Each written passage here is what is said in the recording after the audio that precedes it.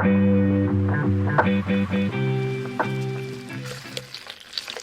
welcome back to the Climbs TV OGC podcast, The Voice of Generation Climate. This is an episode that we are calling Climbs Forward, and it's the first episode of 2025, season two. And from now onward, we're going to be talking a lot about what our plans are going forward. We've had a three and a half year history to bring us to this point. A lot has happened in between. We will cover some of that as well, but really 90% of it is going to be focused on where we're headed from here and our mission to bridge the world's climate finance gap. So thank you so much for joining us today again. Um, the way we're going to structure this episode is introduce some members of our team, dive into each of their functions and what they're focusing on, the products that we're building, and a look ahead at how 2025 is going to shape up for us. We're super inspired, we are super charged, we're super motivated to build forward from here. I think we've all learned a lot of lessons. In the last year, particularly, was a really big inflection point for us. We had ended up building multiple business lines within Clients. We had a carbon accounting business, we had a carbon finance business, and then we actually started building a carbon project development business, along with the DMRB portion for that carbon project development business. And as some of you may know, we hived off the project development business and DMRB business into a separate company called Equilibrium. Please go check it out, equilibriumearth.com. Now led by my ex co-founder Siddhant Jairam and team. And Clients is going back to just focusing on the asset light carbon accounting and climate finance business. And we have that renewed mission and purpose to bridge the world's climate finance gap. And we're really now ready for scale. I think not just in India, but we want to go to the Middle East market, into the US market, and primarily, we're a B2B company, so we want to work with a lot of very, very large enterprises across sectors. We'll show you how we do that as well. So yeah, renewed mission. We're very proud of how far we've come.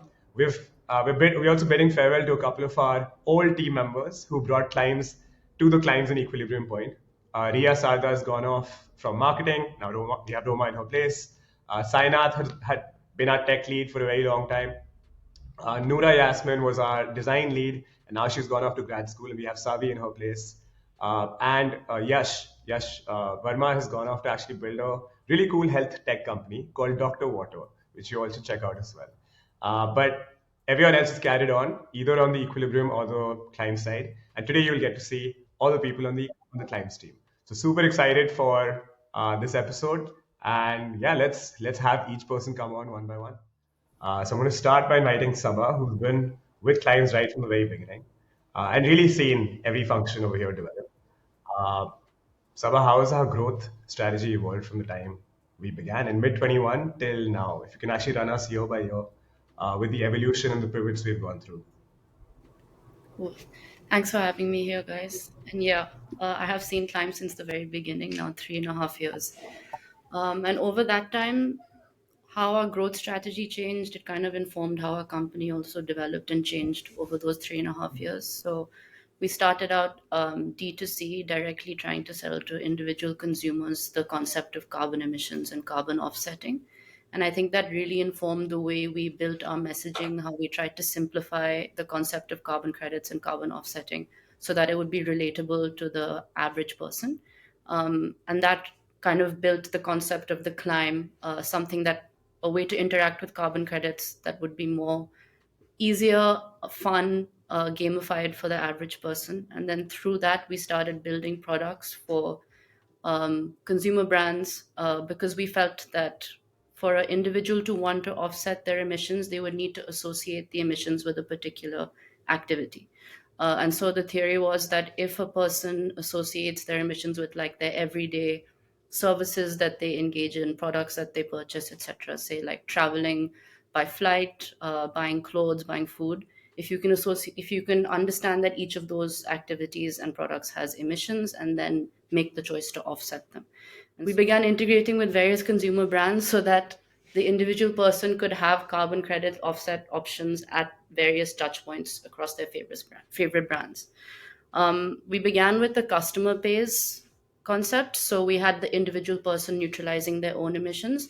And then we realized that actually brands should take on the responsibility of climate action and then provide an interactive climate experience for their customers. So it's more of a collaborative climate action that happens. And then going forward, we had a lot of brands actually choosing to neutralize emissions themselves. They pay for the carbon offsets and then make the voting experience available to their customers so that their customers could participate but not shoulder the responsibility of climate action. And then going forward, we started to see more interest from larger enterprises who had compliance goals, who had carbon offset targets for year on year. And then through that, we were able to kind of offer a more collaborative, interactive climate action that we found more and more different types of companies to be interested in. And in that, we developed, say, Climbs API, which was our first product, which was the carbon neutral checkout experience, which was very popular amongst a lot of consumer brands. We then moved on to Climbs Lite, which was a more physical version of Climbs carbon neutral checkout, where customers could interact with QR codes for the vote experience. And for companies that had a lot of physical products that they distributed, this kind of product worked the best for them. And then in that time, we also developed carbon neutral events, which I think is the most unique of all the products, where we basically calculate the emissions of an event.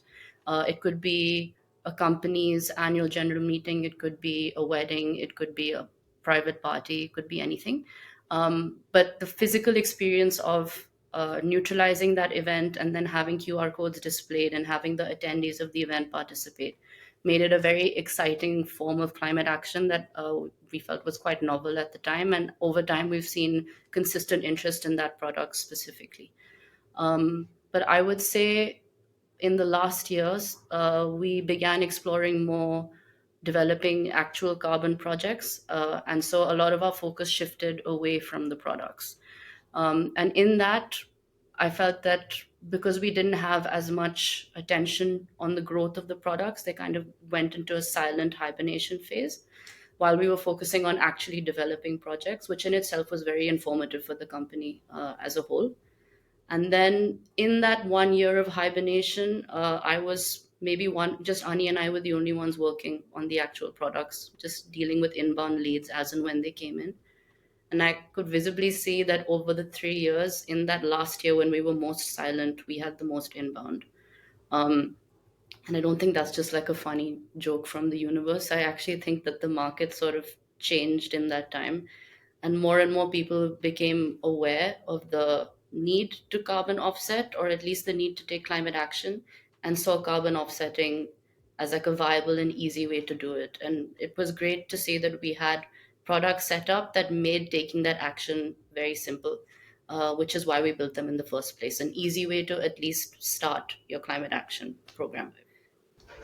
And given you've seen us work with about 80 odd consumer brands and enterprises, what do you think now is that Climb's customer fit? Like, what kind of a company do you feel turns out to be a great partner for Climbs and us for them?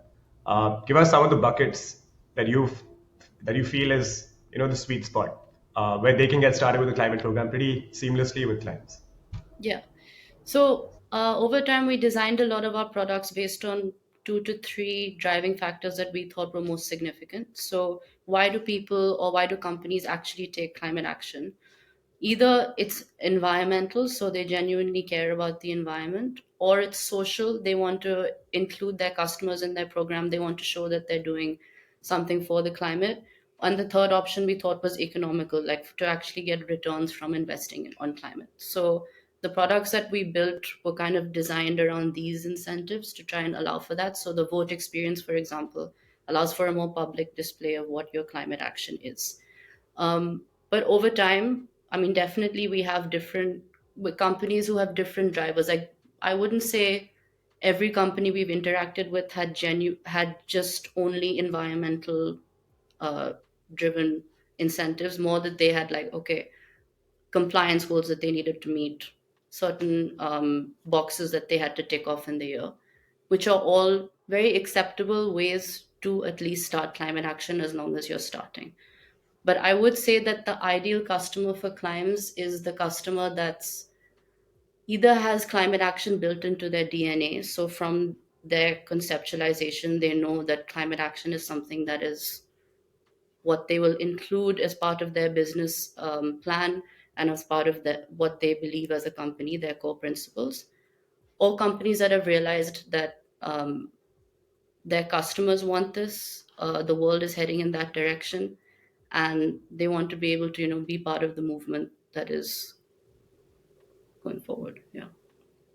It's really, really cool. Yeah, it's quite an evolution for us to get to that realization now, right? It's Yeah. 3.5 years of a very, very large surface area of experiments we've tried, products we've built, companies we worked with to realize what that sweet spot is now.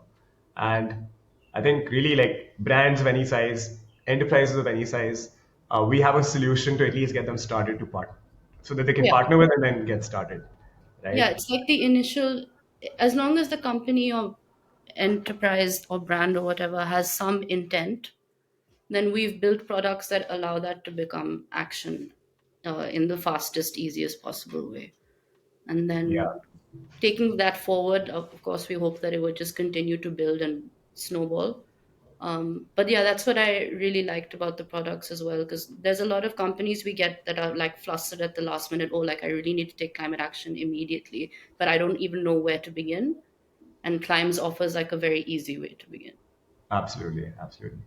Sanya, I'm going to bring you in now. So Sanya is joining our team for growth going forward, and Saba is actually going to be transitioning out by the end of January. So Sanya, I want to get your perspective on our new approach to go through distribution partners. Earlier we were going and working with one brand at a time and directly reach like B2B, right? It was reach one brand or enterprise at a time. And now I think we've really picked that growth strategy of going through distribution partners, whether it's for weddings through Devika Narayan, whether it's for logistics through Varuna, whether it's for Nifty 50 companies through potentially a Dentsu advertising company, right? Or our partnership with Minimalist to reach their customers.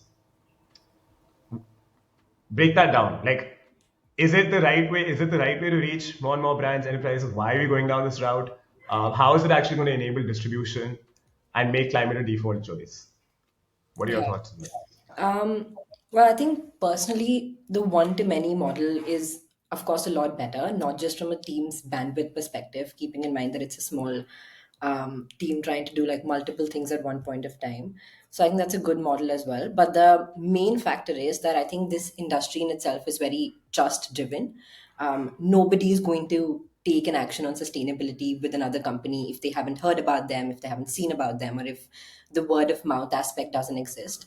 I think what this partnership distribution system does is essentially not just opens like sort of multiple doors for you through one person, but essentially gives you this inherent trust that the customer will have for you, keeping in mind that you've come from a trusted source. So I think that also sort of makes it easier for us to just get one foot in the door and then get started from there. Plus, I also think, like you guys rightly said, our solutions essentially are to make climate accessible for any brand of any size. And even though you will have multiple goals, we essentially want progress over perfection. So it's okay if you haven't met all your targets. It's okay if there's still a long way to go. You need to sort of take that first step. And the easiest way to do that is just do one small thing with them, sort of give them their ROI on investment, show them that this is worth their time, and then sort of keep on duplicating the model again and again in all their different sort of categories. So personally, I think it's going to work. I am betting my money on that one, but I think time will tell. It's a very dynamic industry, changes daily. In the last 3 years, it's changed so much. So we really have no idea what it's going to be. Maybe next year, this time, we will have a completely different way of doing things, and that might have worked better than this one. Yeah, we change our mind often for sure. Yeah, Uh, we never shy away from trying more yeah, ways to get closer to the truth of what will work, right? yeah. Okay, so the next question is so far we've been focused on pretty much the Indian market. We've, with the exception of one customer that we had in Singapore one time, IIM, Go IIM, Ahmedabad, Singapore chapter, I think it was, right? Sabah? Um, we've always talked about overseas markets, but we haven't really gone into them yet. Going forward, how do you look at the Indian market versus the Middle East and the US, and what's our plan for that? No, I think in India, I think not that I wouldn't say that we've attained PMF and we've hit the nail on the head, but I think we've at least gotten some proof of concept that whatever products we've made, the vision that we've had, the objective that we've tried to do, we've achieved it somehow, I think, in the last 3 years. But I think it's time to go bigger, and tap into a lot more markets that we haven't done yet. So I think US and UAE are the main two things that we want to focus on. I think that's also because in the last 5 years, like I was saying, primarily in 2020, sustainable brands actually grew more than brands who hadn't taken action on their sustainability, which is insane, right? And that goes to show that this industry is super unpredictable, and it's a great time for us to tap into US and UAE. We will have, of course, some sense of competition there as well. It's definitely not a first mover advantage, but I do think that the solutions that we have, primarily the way that we interact with consumers through the gamified model, through Climb's API, keeping in mind that it's not one thing we're doing, but sort of multiple touch points. I think that might be a great sort of USP that Climbs has that other companies might not have explored yet. So that's what we're thinking of doing right now. Of course, while still keeping one leg in India, because this is something that's been working for us, and we, of course, want to keep our focus there as well. But I think starting Q2 and ending of Q1 is when we would love to scope out what are the opportunities that are available for us, primarily in the UAE, because that's more untapped than the US. Yeah, and then pretty much figure out like who's the right partner to work with, where can we go from there, and how do we get started. Which sectors do you think are going to make the difference? We've just scratched the surface with clients and climate action overall. But a year from now, which sectors should we have worked with very deeply to have really made more of a difference and give more hope to humanity that, yeah, there's a shot at reversing climate change? Because I know in the last quarter, a lot of people just lost hope with the U.S. presidential election and like just capital drying up. There's been a loss of hope overall that we really have a shot at solving climate change. But it's our job to bring back that hope. So a year from now, what should we have achieved and which sectors should we have worked with deeply to really feel like, yeah, we still have a shot Yeah. at reversing climate change? Yeah. I think more than sectors, even though I think that's an important factor, we also want to focus on the size of clients that we're targeting. So we're trying to make this shift from targeting smaller sort of B2C brands to targeting enterprises, primarily because globally in the last 3 to 5 years, there's been an increased trend of like setting 2030, 2050 net zero goals. But the truth is maybe what less than 15 to 10% of people and companies will actually achieve that or even come close to meeting their commitments. So we've seen some sense of intent that has come in. People are problem aware. The only thing that's missing is giving them a sense of nudge towards taking action, and which is what we do really well, right? Is we come up to them with solutions that they can easily implement and then get started from there. So you don't have to disrupt your processes or supply chain at all. You're essentially just plugging in tools to take one step closer towards meeting your goals. So I think we definitely want to start out by targeting more enterprises now. And as a rule of thumb, easiest to go after industries and sectors that are the biggest pollutants. So it could be automobile, it could be your oil and gas. From a consumer perspective, it could of course be fashion. There's retail, there's F&B that we would want to focus on. But I also think that we spoke about this. We also want to target certain financial institutions as well, to sort of diversify our portfolio at the same time and figure out what we can do for different sectors. My last question for you on this. Uh, I remember when we spoke with Narayan at Densu, he had outlined, knowledge, intent, action, impact as a four-step process to really drive home big change, and that aligns with our philosophy very deeply too. How are we really how are we doing that better than we used to in the past? Because now I think our value prop is very, very clear. We're just focusing on carbon accounting and climate finance. And in that, we're actually the climate partner of choice for some brands to drive home this entire knowledge, intent, action, impact gap. What are we doing better than we used to before to close this entire loop? Okay. So actually, I think it's a combination of the last question you asked Sanya as well, in that the type of clients or customers that we want to target now are, yes, more polluting, but also are in industries where carbon emissions are more easily measurable. So within like mobility or travel, etc., there's a lot more work done on carbon accounting for us to very accurately identify the emissions per kilometer traveled of a plane, of a bus, etc. So I think in terms of the knowledge and understanding in really building our carbon accounting capabilities and providing customers with an option to understand first their carbon emissions before they take action, which earlier we were relying on other companies to do, and still to an extent we will partner with other companies to do. But in identifying that there's particular industries that we have a strong capability in, which is mobility, that and events and weddings, that we can actually help provide companies with an easier entrance into carbon offsetting by first providing them the knowledge of the emissions that they're generating. Furthermore, I think the type of customers, well, I mean, we've spoken to say like hundreds in the last 3.5 years, and we always went in a very like head down, one by one by one. We just keep tackling, tackling, tackling, tackling. But in that, we discovered certain customers that we realized were like a layer above in the sense that they had more access to other customers. So the whole this kind of theory is also built into the events model where okay you convert one, which is the event owner, for example, event organizer, and just in that conversion you suddenly gain access to the 500 to 700 people that are at that event, and it's like a network effect. So how do we repeat that network effect in the kind of clients that we are now going for? So when we talk about finance, we talk about mobility, we're talking about companies that are like, say, a delivery service that suddenly has access to hundreds of thousands of millions of people across the country. And each of those interactions is spreading more understanding about carbon offsetting, about climate action.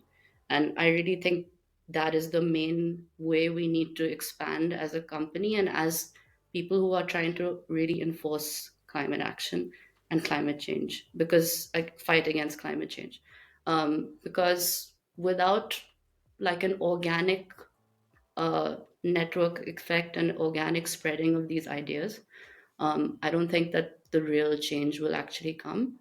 But I do think that in the last 3 years, we've already seen that kind of like in the seeds we've sown here and there, they're starting to develop and grow. So I think, yeah, I think should be a focus going forward. And I think that we keep this in mind a lot more now in the products that we're building and how we're interacting with our customers. So it's not just like a one-to-one, it's more like, okay, how can we actually provide you the knowledge, provide you with the answers, and then also help you transfer that on to say 10, 15, 20 more people. Diffusion. I think diffusion is a really key part of Yeah. our model now, right? One should enable more than one Yeah. to learn and get started and then actually see real impact, Yeah.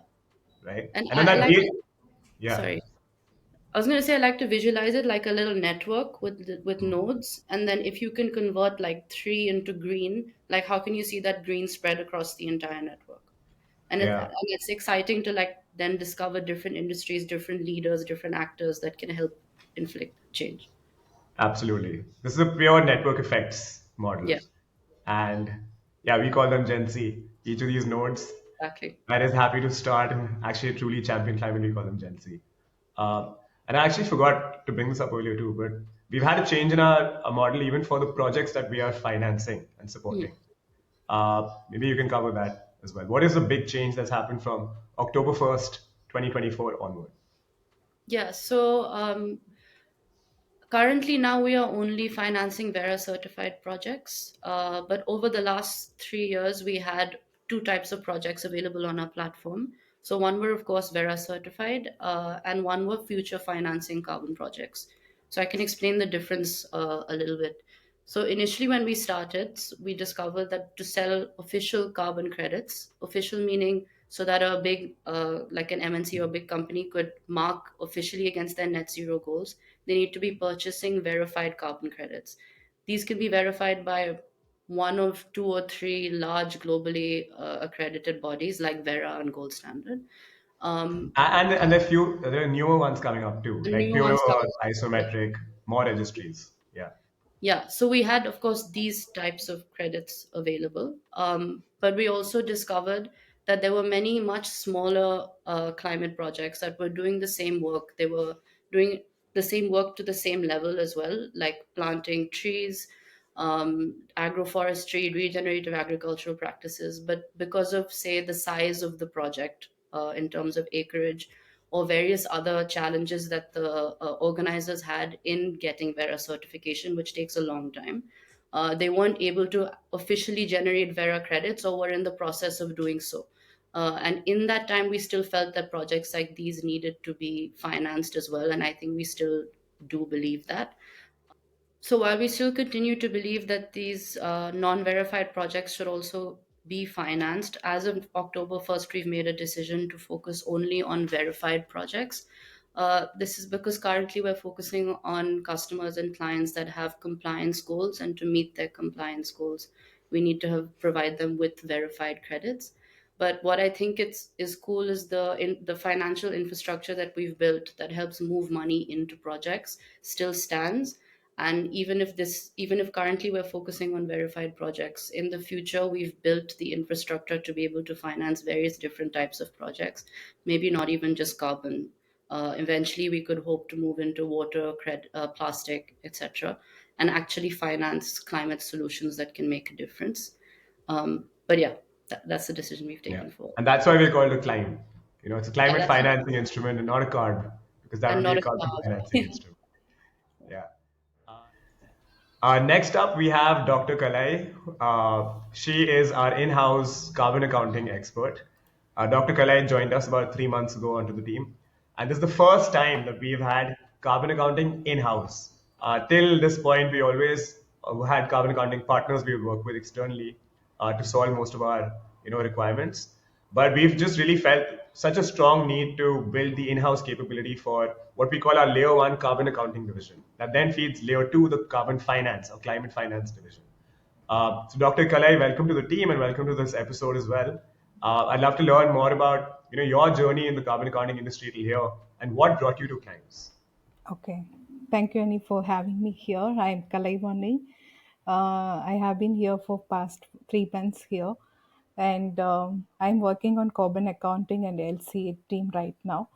So I have conducted LCAs and carbon accounting for various sectors like textile, food, packaging industry, bioplastics, and biofuels as well. So after going through the clients sectors, no, it is very impressive. When I was attending an interview, the way they have inquired about those things, about carbon accounting, the assignment part, that impressed me a lot. So that's why I'm eagerly joined here. Great. And in the last 3 months, how has our carbon accounting, approach developed? Like you've been sitting with some of our customers, solving some of their requirements. Can you describe like how this carbon accounting industry is evolving? What kind of requirements are we hearing about from the market? What are our products being developed as? Maybe you can just give an entire scope of the land, right? Like carbon accounting at Climes, what is it looking like right now? Yeah, carbon accounting, actually, we are following LCA methodology only. So, for LCA is nothing but it is a cornerstone methodology to assess the environmental impact of a product or a process or an activity throughout its entire life cycle, starting from raw material extraction to the end of life disposal or recycling itself. At clients, leveraging LCA is play an important role in shaping the carbon accounting expertise, especially in layer one carbon accounting. So we are providing the organization with comprehensive understanding of what is carbon accounting, and making them to understand and then making them to act on it also.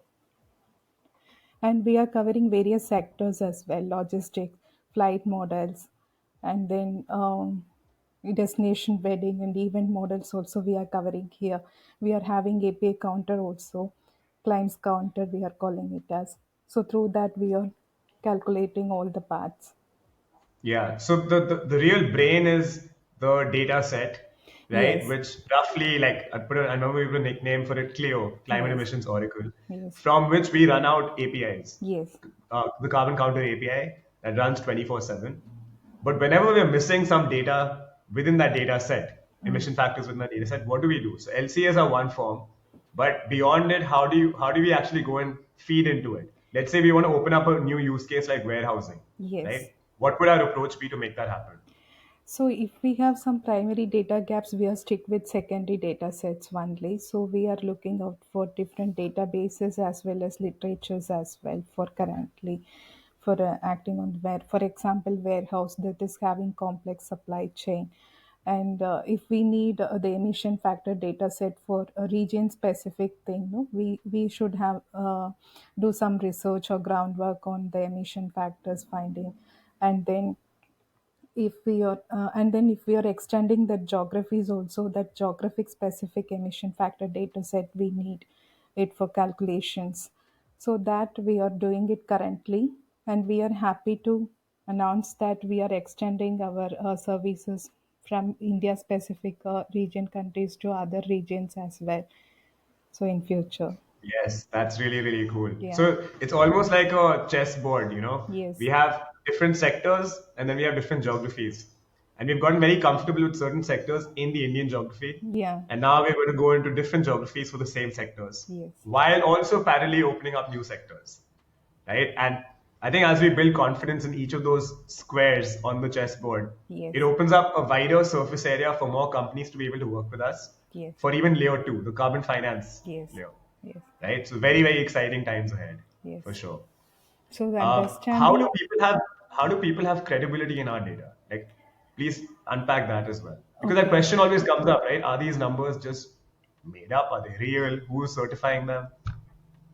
Yeah, to our methodology, that is client's methodology, is strengthened by following the globally recognized standards only. We are following ISO 14040 and 44 for LCA methodology, and for carbon accounting, we are following ISO 14067 and GHG protocol as well. So by following these methods, we ensures that our results are robust, consistent, and comparable with industries and other geographies as well. Great, great, great. And also like some sectors do have their industry specific certification, right? Yes, Like for flights, there's ICAO ICAO certification, which methodology. we So, follow, right? yes, And then for different sectors, there'll be industry specific certification that we will have to also leverage, yes. uh, But right? this is applicable for all the industries, these two methodologies, what we are following it for our calculations. No? So this is applicable for all the industries. So we Great, are great. following sliced and diced approach for ICAO methodology. Yes, Yeah, yes, sliced and diced. yeah. And without naming names of a company that we're working with, can you give the can you give an example of that sliced and diced approach and why are we doing it that way? Yeah, for example, in carbon accounting scope 3 emissions, we are having 15 categories to analyze. Instead of analyzing 15 categories for a particular company, depending on the client requirement, we are doing it for example, flight emissions, flight travel, employee commute. For that, we are using separate methodology. We are following ICO methodology for that calculations. So that's why we are calling it as a sliced and diced approach. We are not analyzing the 15 categories. We are only focusing on the particular type, and we are providing the results to the clients according to their requirement. That's why we are calling it as like Yeah. that. And this way tends to be a lot quicker to turn around. It tends to be a lot quicker to get the data from them. It Yes, tends to be a lot cheaper also, right? Rather than yes, going like a full all encompassing exercise, yeah, it starts with like one piece of yeah, that larger emission set. yes, Uh, and I think, yeah, it just allows companies to progress on their net zero carbon goals yeah, rather than be intimidated by how large the project can be, yes, right? yes, definitely. Great. So where are you seeing a lot of potential going forward? We've flights we're comfortable with, logistics we're comfortable with, Yes. mobility we're comfortable with. Beyond this, where are you seeing a lot of potential now?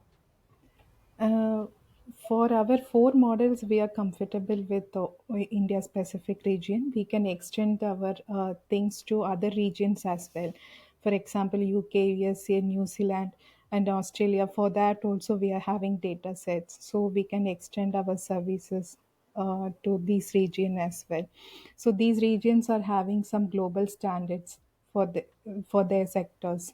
So by following these methods, we ensure that they can meet their regulatory demands and they can meet their local standards as well, so easily. Great, great. Dr. Kalai, thank you for sharing your insights on our carbon accounting layer one division. Thank you. We're truly prioritizing it because I think it's taken us a long time to realize that without layer one Yes. knowledge, Yes. nothing else can happen, right? And Yeah, definitely. we have to empower the world with the right knowledge of environmental impact.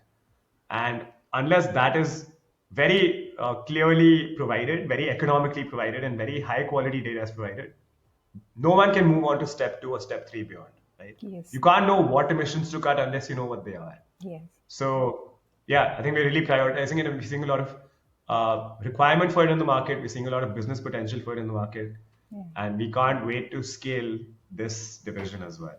Yes, definitely. I agree with you, Annie, because this is providing groundwork for carbon finance solutions also, this layer one carbon accounting. Definitely. Absolutely. And like while our mission as a company tends to be bridge the world's climate finance gap, it's Mm. only going to be done on top of the emissions that are Yes. shown, Yes. right? Yes. So great to have you on the team, Dr. Kalai. Thank you so much. Thank you. Thank you, Annie. Okay, now we're moving on to the section with Saavi. Saavi is our new designer on the team, our new design lead. Welcome to the team and welcome to this episode, Saavi. Hi, Anirudh. Savi, let's dive into what our design ethos is at Climbs. We have a design first, build later culture. Please unpack that. What does that really mean? Yeah, we've been talking about it since I joined and how important it is to. So, why design first? I think because climate is such a behavior related problem as well.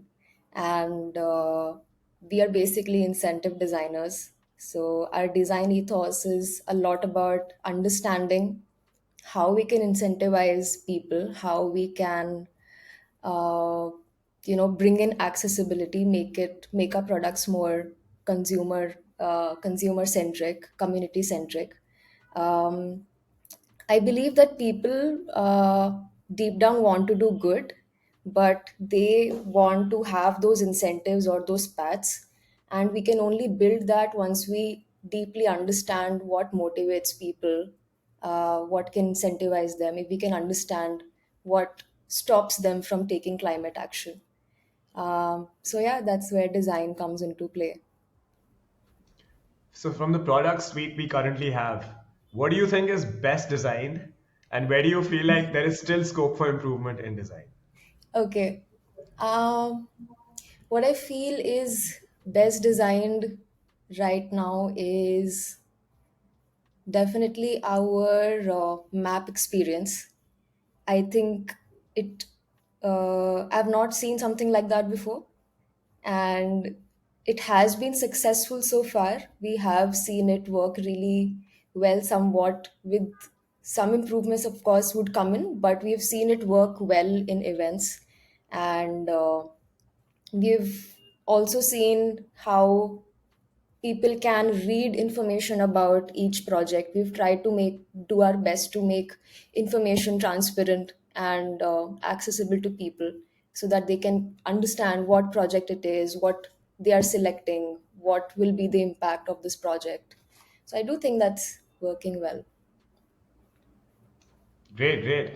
And given that we're a B2B company, there's always been this notion that typically, like B2C companies focus a lot on simplicity and sexiness and like great Yeah. design. But we're a B2B company and yet we prioritize this so much. Why do you think that is? And going forward, how would you actually like to, build better on top of what we already built? Uh, B2B, we are B2B, but we are also B2B2C. Yes. So we are ultimately building for customers of our businesses that we partner with. Yeah. So it's really important that our products are very accessible to people who don't know a lot about climate projects. It's not very jargony for them. It's completely accessible, very transparent. uh, we are able to educate them. So yeah, it's not like our products need to be boring just because we are working in climate. I think we do need to make climate a little fun, Yeah. and yeah, I think we shouldn't shy away from that.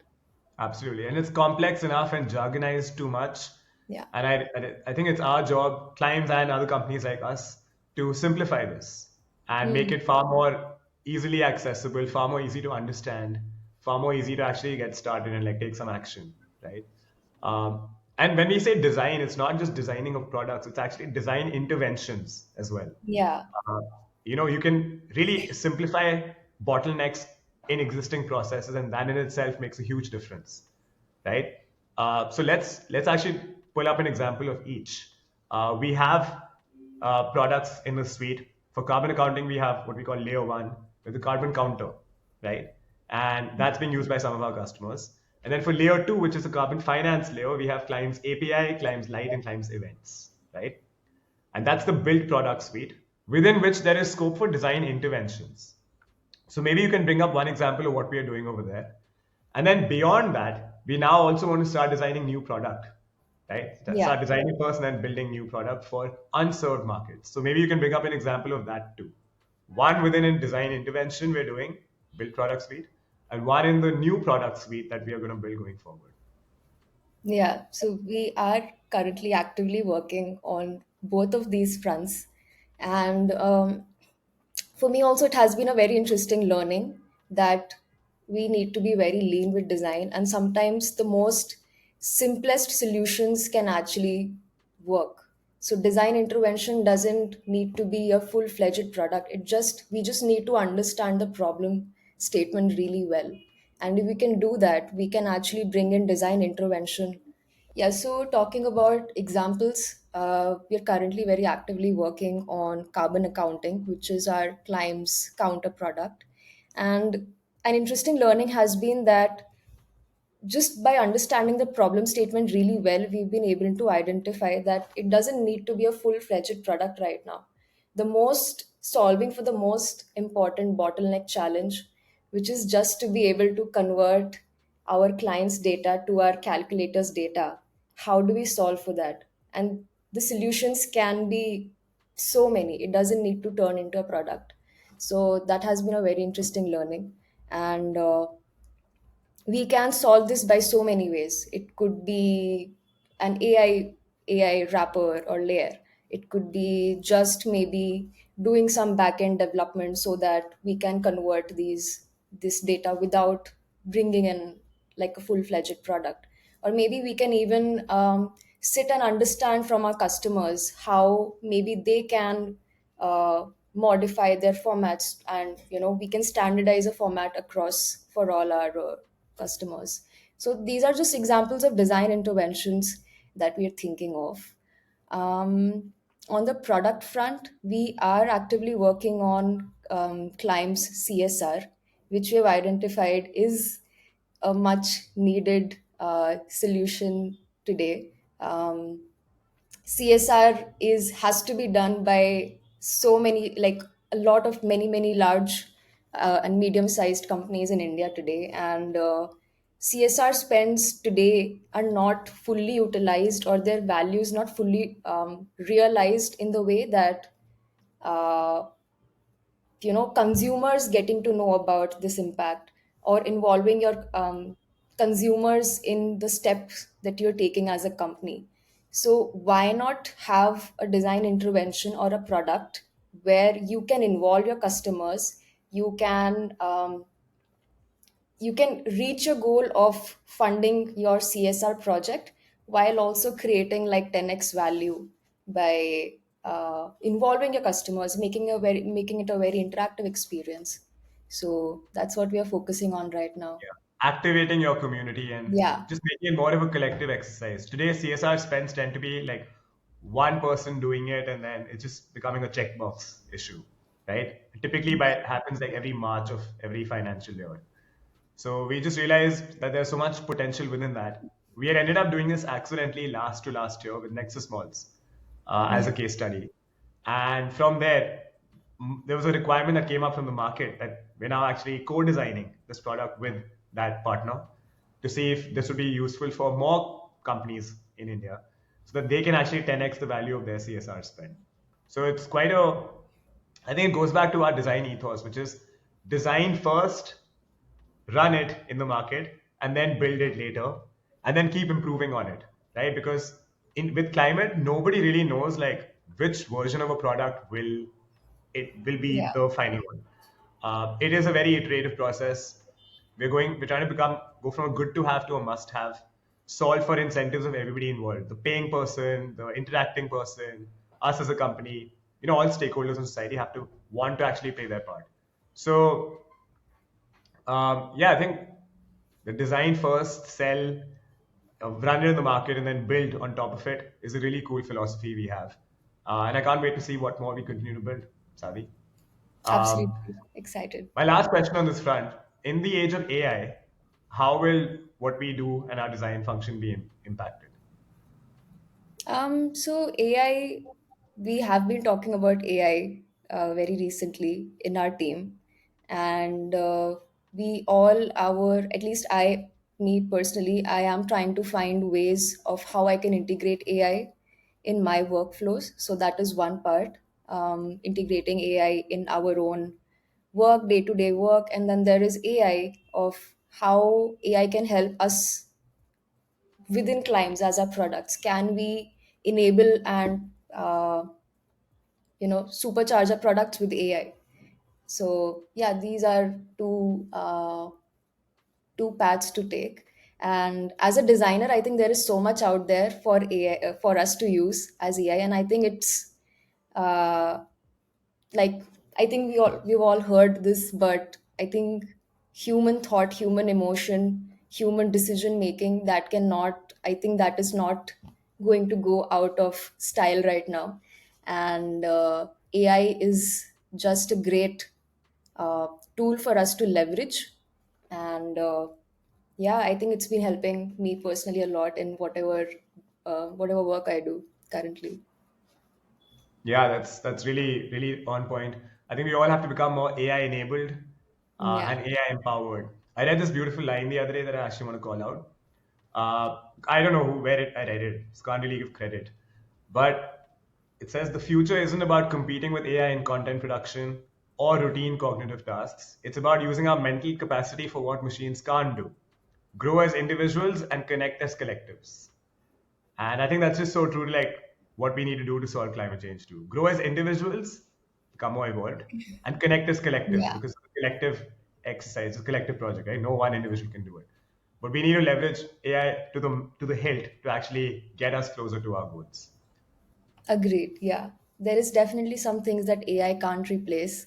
And then definitely a lot of things that we can use AI for. So yeah, Absolutely. yeah, it's bang on. Great. Thank you, Savi. And really looking forward to all the new awesome products we design and Yes, to the old products we improve upon for to sure. serve society. Agreed. Excited. Thank you Thank so you. much.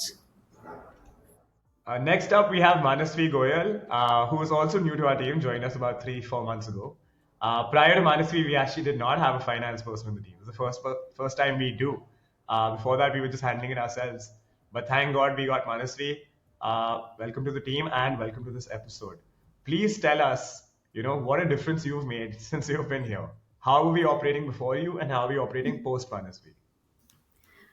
Okay, hi everyone. This is Manasvi. Yeah, I joined 3 months back, and I let's just dive right into it. I mean, I came 3 months ago. Before that, there was no finance person, like Ani said, and I think we straight away got into it. Whether it was data rooms, invoicing, or just restructuring everything related to finance. And I think in 3 months, we've made huge progress in terms of overall finance compliance, which I think is a must for every startup, every company, every business. Because I think without it, everything starts falling apart. It's all in bits and pieces, everything's here and there. Now we can see we have everything in one place. We can talk about data rooms, customers, invoicing, all of that. I think it's all pretty Yeah. streamlined now. Absolutely. And I think having a single source of truth always up to date is extremely important. And it's not Yeah. just important for a later stage company, but even very early stage. Like now that we're going from pre-seed stage from 3 years to now seed stage, Yeah.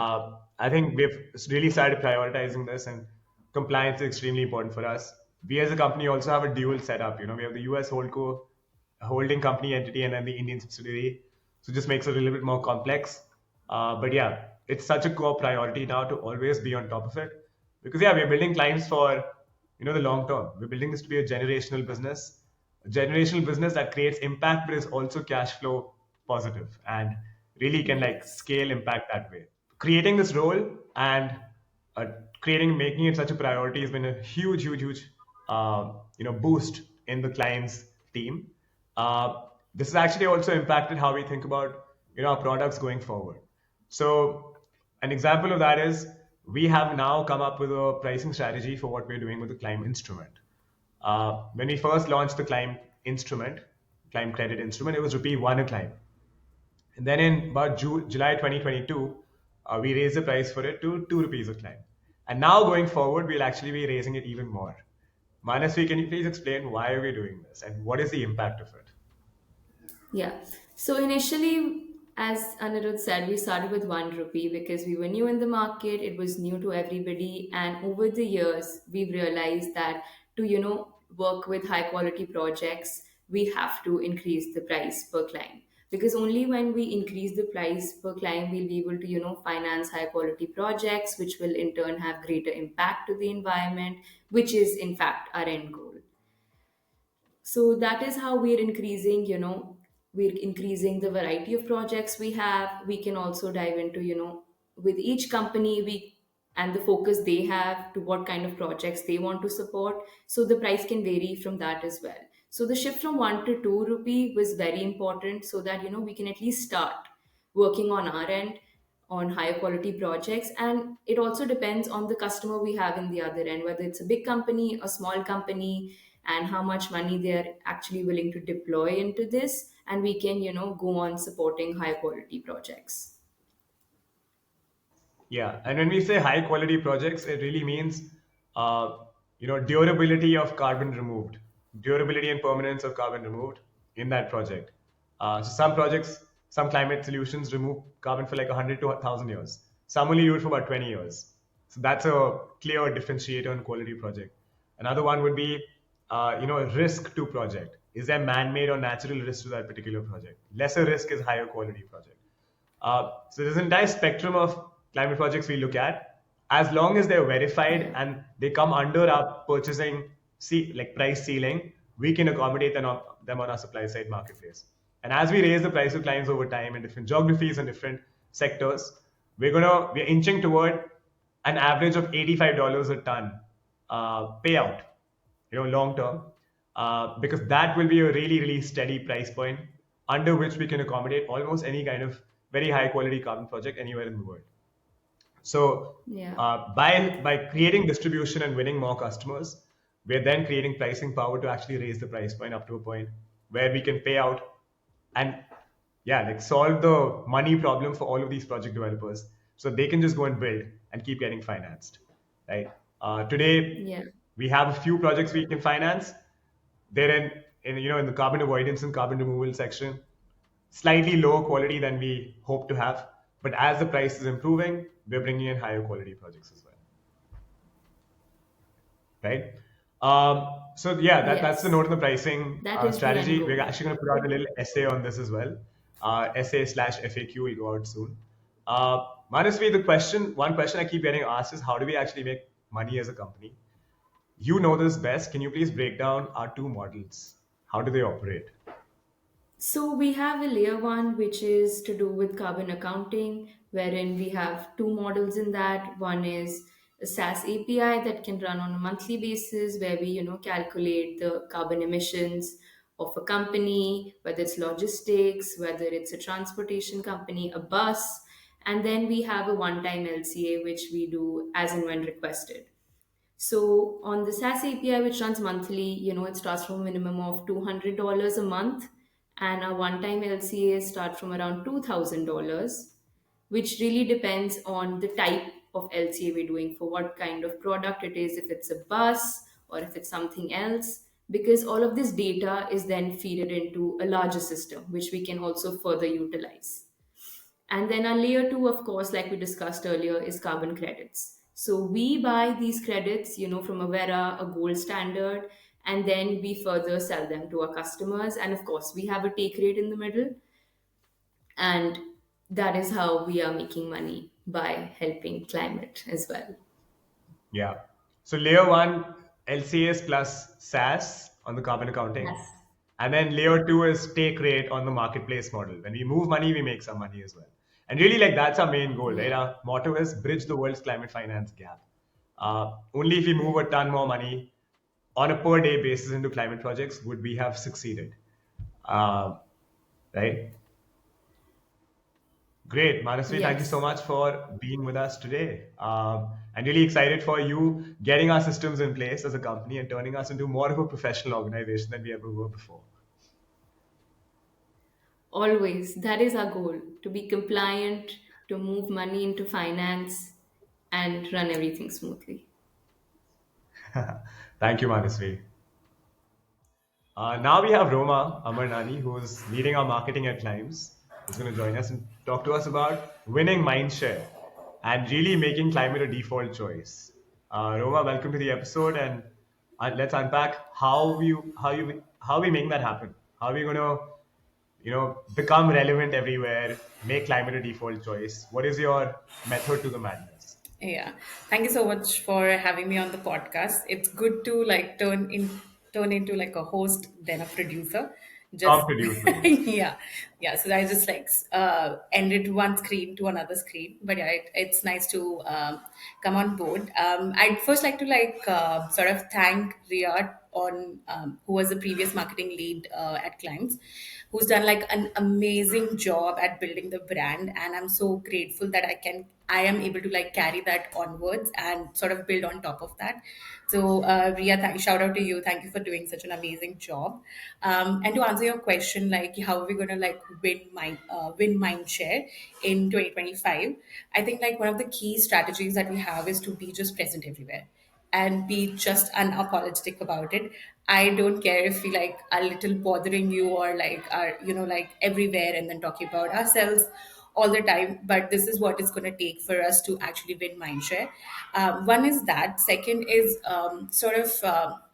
While we like, especially like this is for the early stage marketers, we think we've put out the message in the world and it's been seen by the customers and everyone, but that's not the truth. We have to keep on repeating the same thing again and again and again, constantly across all the channels out there, until like there's that recall happening, which is like 7 times a person has to see your brand, talk about the same thing to actually think of you as a solution to their problems. So yeah, so these are like two major strategies that we are adapting, is to be everywhere and to just to stick to our guns and to the messaging that we have for all the products for who we are as a brand, and keep on repeating it across channels, different formats, and like more engaging formats as well. What are the different climbs vehicles that we have created to reach people where they want to be found, right? And uh, like our learning is also that people don't want to feel invaded or reached in a way that they don't want to be found. Like I can't name how many times we get spam calls and then like spam emails and all, and just we feel bothered, right? 2025 is a year going forward where you want to discover stuff yourself, Correct. right? And you actually want to be intrigued and like find things as per your choice. So that has also changed what marketing should look like. People want to be found in places where they want to feel like they've discovered you. So how are we actually fitting ourselves into that, operating system of the planet now? And can you talk about the different vehicles we have created to reach people and educate people about what we do? Yeah, I think that's a very good question. And it's the most important thing right now in marketing, is to not be like too intrusive also, but also like be present and at the right places. So I think like and I think we were talking about this yesterday itself, how like the marketing funnel has turned into like a circle, a flywheel, and it's like a murder crime scene board where like people can come at, like your customer can find you in like 10 different ways. We didn't even know, right? Yeah, so like to not be intrusive, like we've created firstly like this podcast where you're listening us right now. This has been like a great top of the funnel channel for us, where we've hosted a bunch of customers, a bunch of like project developers, also even VC firms who are working with us, like Fireside Ventures, where we do carbon utilization for them along with carbon emissions for the employee flights. So I think like just covering a lot of base through one of these channels has been working really well for us. Other things is like going into 2025 is what we are planning is to actually be in touch with our customers in real life. So IRL experiences. We want to build. I think we were talking about this a few days back itself, where we want to create experiences and make people feel what nature truly is and what we are actually saving by working with what they will actually be saving by working with a company like Clients when they are neutralizing carbon emissions, or when they are like carrying out any activity that they're doing and how it impacts the nature. So creating those IRL experiences close to nature and giving experience to our customers is something that we want to explore. That also will also help us sort of create like a feedback loop, which is like quicker and which is like very close to the customers themselves, and how they react, how they talk about us in real life also will help us sort of inform our marketing messaging going onwards as well. So I think, yeah, these are the two main things. We are planning to be not intrusive, but actually be present and connect with our audiences in real life. One is digital and one is offline. Yeah. Great. Messaging wise, how do you think our message has become more simple over time now? Because there's a period in between where it got very complicated and very complex. We were talking to consumer brands, we were talking to enterprises, we were also focused on financial institutions, right? How is it simplified now? And really, like, if you were to summarize it, what is the message of Climbs and who is it to? Yeah. So I think like I have like a really great example here because like I think over the past 3 years, you guys were building like two different businesses. One was like your project development, and then another was carbon financing solutions, right? So at that time, like you guys were catering to two different audiences, and so there was a split in the messaging, and what takes the main lion's share was sort of like indecisive, and that was coming across in the messaging. So like when I was sort of interviewing for clients, when I had landed on the website, like it was written helping build carbon sinks across global south.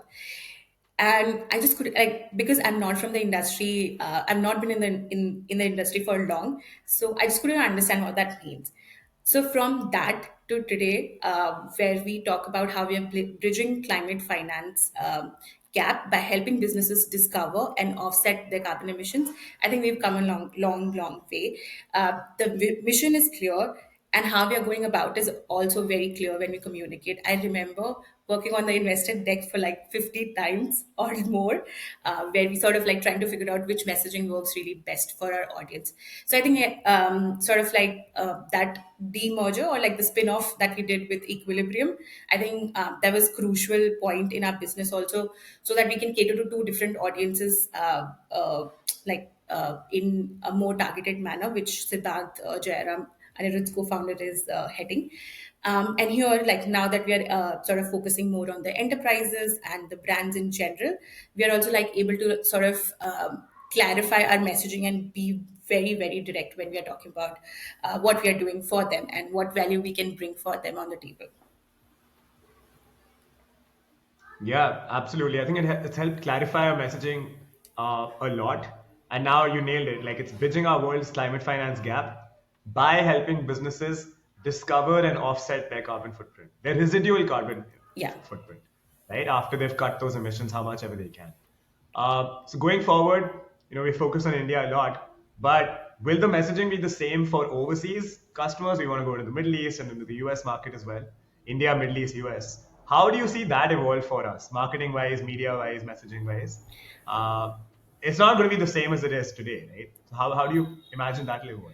I think like for what we are trying to do, bridging the world's climate finance gap, is going to remain the same. And later how we communicate our value proposition to businesses will evolve based on the feedback that we receive from UAE or US market whenever we. So first we are focusing on UAE, and we already have a leg in. We are a part of UAE Carbon Alliance. We're also part of CSO Club of GITEX Impact, which sort of like opens up our world to like 199 different companies for us to like tap into that. And I think like for us, we can at least I'm planning that we keep the messaging same, get into the market, get the feedback, and sort of work on that instead of like assuming what will work, what won't work. So that building that feedback loop with the companies that we're already part of or the alliance that we're part of, and getting their feedback, talking to customers or potential customers beforehand before we actually officially launch ourselves in different markets would be really good, and sort of like help us update our messaging that caters to that particular market. And I think like depending on different sectors also we are going for example, one thing that would be crucial for us is to have like government bodies that we are working with. So different messaging for that, different industries that we are going to go after, which was I think Sanya had mentioned, like your retail, fashion, oil and gas, and all of that. For all of that, we have to like understand what the main problem is when it comes to carbon accounting. Can be the cost associated with it, can be just the complexity of the entire thing is, can be just the inaccessibility to different solution as well. So based on their pain points, based on the different industries, I think we're going to be like crafting like a very targeted messaging for UAE as well as US when we enter the market. Yeah, yeah. The mission stays the same across the Yeah, world. Bridge our world's climate finance gap, and then just how we get there, sectorally and geographically, the messaging in between will be slightly different. correct. The medium and messaging will be slightly different, but the vision remains the same for all. And I think that's really, really important to reaffirm as well, Yeah, correct. right? Great. At times, we've had a long journey till here, 3.5 years, but in the grander scheme of things, it's very short. We truly are building this to be a generational business. We've chosen climate. It's a very hard problem to solve, and it's going to take a lot longer than 3.5 years. I think we've faced hiccups along the way, but it's taught us quite a bit. And now that we've course corrected and we actually have a really lean team with a very, very clear vision, and we have a good customer base and we have great partners, fortunately. We have a very good set of investors, great ex-colleagues, and fantastic current colleagues on the team. We're truly grateful to everybody who's played their part in this journey so far. And I just want to restate that 3.5 years is really nothing. We're now refueled. We have a lot of gas in the tank to keep going, and we're super optimistic about what comes next, 2025 onward. I know there was like a genuine sense of like people losing hope in climate action for the past couple of months, but we actually have no choice. Like, we can't afford to ignore this problem. We can't afford to stop trying. And I think that kind of wakes us up every morning with renewed sense of optimism and faith that we do have a shot at solving climate change, and we actually have to do more than we were doing before. Right? When other people stop and back down, we need to double up our action. Correct. So yeah, this is a great time to kind of just restate that mission. We are here to bridge up planet's climate finance gap, and we are taking a very, very collaborative approach to doing that. Right? I don't think any one company or individual is going to do this by themselves. We're doing this with very many partners. For every one of our use cases, you can see like we have partnerships, we have distribution routes, we have alliances that we're building, right? And each one of them is what we call our Gen C individual or enterprise or institution. So super excited for 2025. You're going to hear from a whole lot more of our partners on this season of TVOGC as well. Yeah. And you'll probably find Climbs the next time you buy something somewhere, because we will be everywhere. Yeah, correct. And I think like just like and the entire TVOGC, I think like we've had like a bang of a 2025 start with such great interest across enterprise clients. We can't name them right now, but we are hoping to convert them and sort of like scale the growth for clients like 10x in this particular year. And apart from that, yeah, I think like you're going to be listening. Anirudh and seeing clients at different touch points across, including podcasts, social media, and many more. So yeah, I think like it's already a good start to the year. Absolutely. Super excited for it. Thank you, Roma, and thank you everyone else who came on this episode today. And yeah, you'll see us soon on the next episode soon. Yeah. Thank you.